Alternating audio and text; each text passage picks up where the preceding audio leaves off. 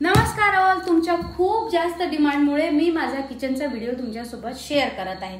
तर हे आहे माझं किचन, ज्यामध्ये मी 24 तासातले कमीत कमी 12 तास तरी इथेच असते।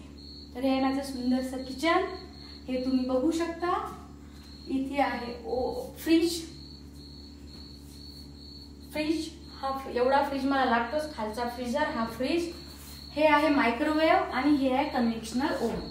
हे एवढं युजफुल नाहीये इंडियामध्ये। माझ्यासारखे जर असतील ज्यांना पिझ्झा वगैरे घरी बनवायचा आहे, ज्यांचा पोरगा खूप पिझ्झा वगैरे खाते, गार्लिक ब्रेड, तर ते त्याच्यासाठी खूप उपयोगी आहे। हा गॅस आहे फेबरचा, पण हा गॅस मला असं वाटत नाही की हे इंडियन कुकिंगसाठी सुटेबल आहे, पण तुम्ही घेतला। आता मला त्याची सवय झाली इतक्या वर्षाची, तर त्याच्यामुळे मी ते व्यवस्थित मॅनेज करू शकते।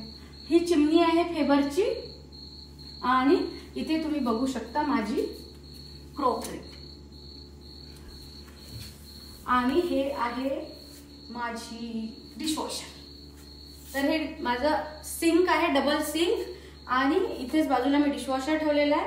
आता तुम्ही बघू शकता की इतके भांडे डिशवॉशर मध्ये लावल्यावर इतके भांडे धुवावे लागतात, म्हणून माझ्याकडे भांडेवाली नाही आहे। मग इकडे असं आलं की इथे आहे देवघर, आणि इथे आहे माझा डायनिंग टेबल, आणि इथे आहे माझा सोफा म्हणजे लिव्हिंग रूम। तर हे असं माझं ओपन किचन आहे।